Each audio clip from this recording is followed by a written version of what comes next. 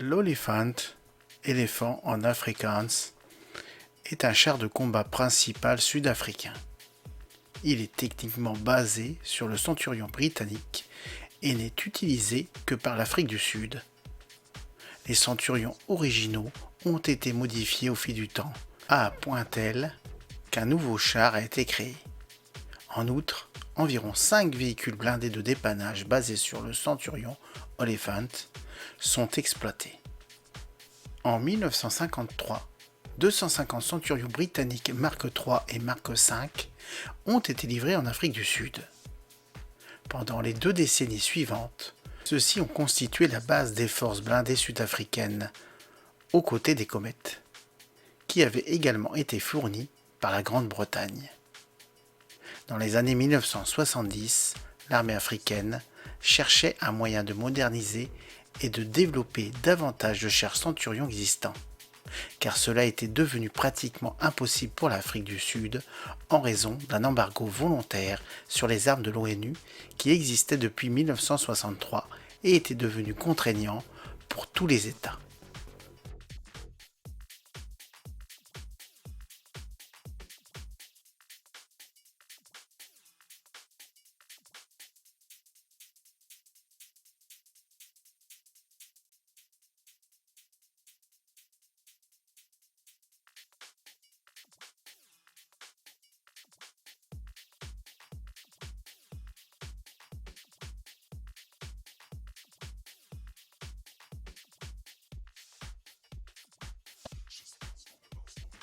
Le développement de l'Oliphant a commencé en 1976 sous l'influence de la participation sud-africaine à la guerre civile en Angola et au combat dans la zone frontalière entre l'Angola et le sud-ouest africain, appelé aujourd'hui Namibie.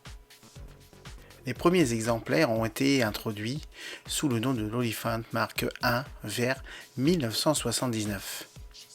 Au début des années 1980, les combats se sont intensifiés en Angola, alors que de plus en plus de troupes cubaines soutenaient le gouvernement central angolais. L'Afrique du Sud a été obligée de développer davantage les chars Oliphant afin de faire face aux T-55 et T-62 cubains et pouvoir s'opposer à la conception soviétique. Le résultat fut l'Oliphant Mark I-A, disponible à partir de 1985 et utilisé pour la première fois dans des opérations de combat à l'automne de 1987. Les premiers déploiements majeurs de l'Oliphant Mark I-A a eu lieu sur la rivière de Lomba en octobre 1987 contre l'infanterie angolaise et les T-55 cubains. La mission s'est terminée par une victoire du Sud-Africain. 62 sur un total de 72 T-55 ont été détruits ou capturés dans les 36 heures.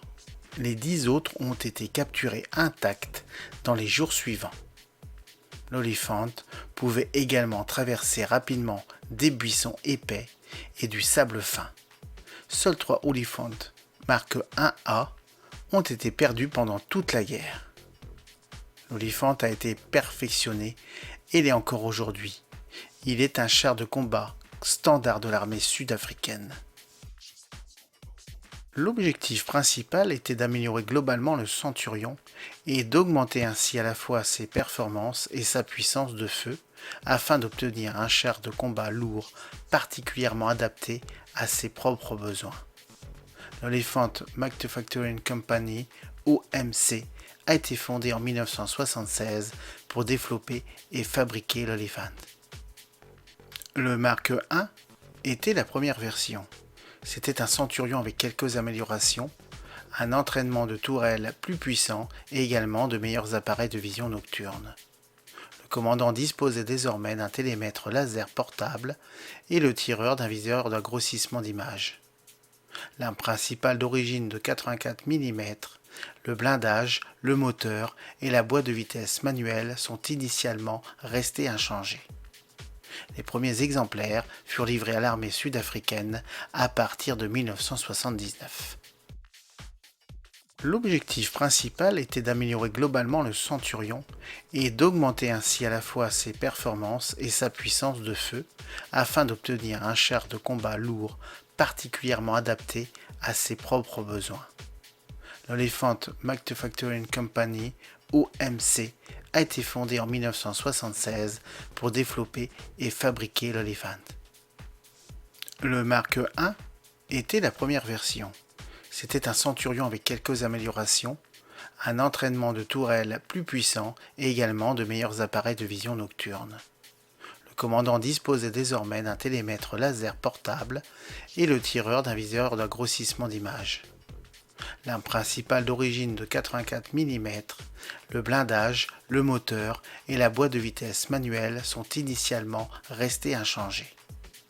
Les premiers exemplaires furent livrés à l'armée sud-africaine à partir de 1979. L'Elephant Mark I-A, construit à partir de 1983, est introduit à partir de 1985. Et était encore une version développée du Centurion, Elephant Mark I existant. Cependant, il représente une amélioration décisive en termes de maniabilité et de puissance de feu. Le canon est remplacé par un L7A1 britannique de 105 mm à canon rayé.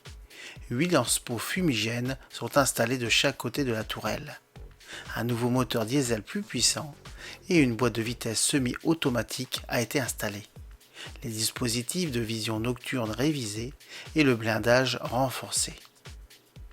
Le télémètre laser a été intégré dans la vue du tireur. Cette version a été utilisée à partir de 1987, avec un grand succès dans la lutte contre les chars de conception soviétique. En version 1A, le véhicule a une garde au sol de 50 cm et une aptitude en pente jusqu'à 60%. De plus, la capacité de franchissement des tranchées est de 3,5 mètres.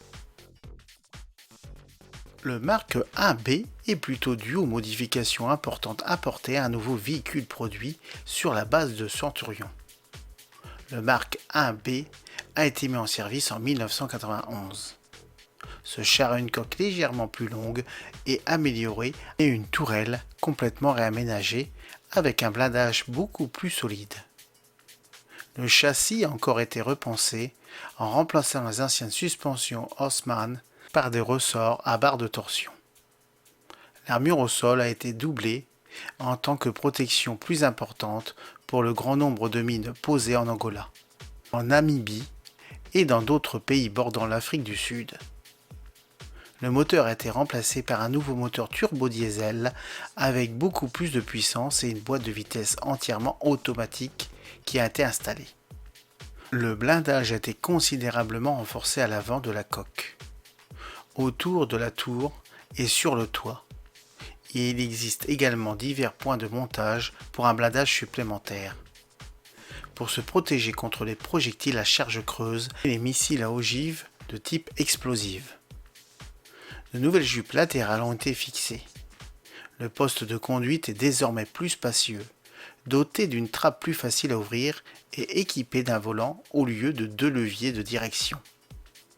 Ce dernier est associé à la transmission automatique, rendant l'opération beaucoup plus facile pour le conducteur. Une cage de tour a été ajoutée pour fournir un espace de stockage supplémentaire pour l'équipement de l'équipage. Le canon est muni d'un capot de protection thermique. La vue du tireur a été élargie pour inclure un ordinateur de contrôle de tir numérique et un projecteur infrarouge pour également être installé au-dessus du canon. Le Mark I-B est plutôt dû aux modifications importantes apportées à un nouveau véhicule produit sur la base de Centurion. Le Mark I-B a été mis en service en 1991. Ce char a une coque légèrement plus longue et améliorée et une tourelle complètement réaménagée avec un blindage beaucoup plus solide. Le châssis a encore été repensé en remplaçant les anciennes suspensions Haussmann par des ressorts à barre de torsion. L'armure au sol a été doublée en tant que protection plus importante pour le grand nombre de mines posées en Angola, en Namibie et dans d'autres pays bordant l'Afrique du Sud.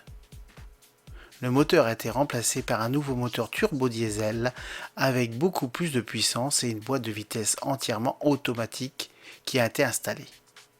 Le blindage a été considérablement renforcé à l'avant de la coque, autour de la tour et sur le toit. Et il existe également divers points de montage pour un blindage supplémentaire, pour se protéger contre les projectiles à charge creuse et les missiles à ogive de type explosive. De nouvelles jupes latérales ont été fixées. Le poste de conduite est désormais plus spacieux, doté d'une trappe plus facile à ouvrir et équipé d'un volant au lieu de 2 leviers de direction. Ce dernier est associé à la transmission automatique, rendant l'opération beaucoup plus facile pour le conducteur. Une cage de tour a été ajoutée pour fournir un espace de stockage supplémentaire pour l'équipement de l'équipage. Le canon est muni d'un capot de protection thermique. La vue du tireur a été élargie pour inclure un ordinateur de contrôle de tir numérique et un projecteur infrarouge pour également être installé au-dessus du canon.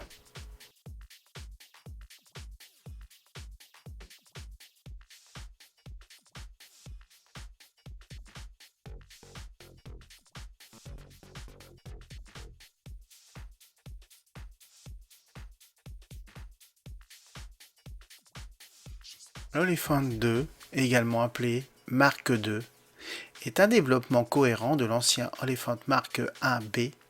L'Oliphant 2 a été principalement développé pour faire face à l'utilisation croissante des chars modernes de conception soviétique, et russe à présent, tels que le T-72, et pouvoir continuer à s'opposer à un char supérieur dans les pays voisins.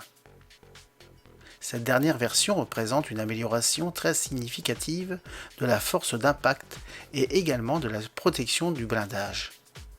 Une tourelle nouvellement construite avec un blindage composite multicouche biseauté sur une coque légèrement modifiée est utilisée. Les améliorations apportées à la coque incluent également un nouveau blindage avant en matériaux composites, en plus du blindage biseauté d'origine en acier. De plus, de nouvelles jupes latérales en composite ont été installées. En plus d'une version avec un canon de 105 mm, il en existe également avec un nouveau canon de 120 mm, le LIW. Cette dernière version étant la plus populaire. Un nouvel ordinateur numérique de conduite de tir à la pointe de la technologie. Il existe également de nouveaux projets pour installer un moteur encore plus puissant, afin d'augmenter encore les performances de pilotage. D'un point de vue technique, ce char peut être vu comme une étape intermédiaire entre l'Oliphant Mark 1B et le dernier prototype de char sud-africain de nouvelle génération. Le premier exemplaire est apparu en 1998. On ne sait pas combien de chars de ce type ont été fabriqués, ni quand la mise en service est prévue.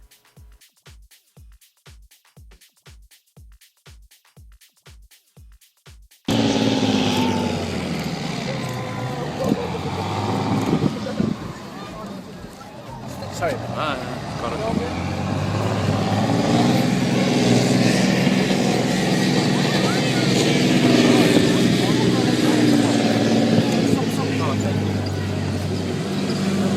Watch this. There he goes. Through the water.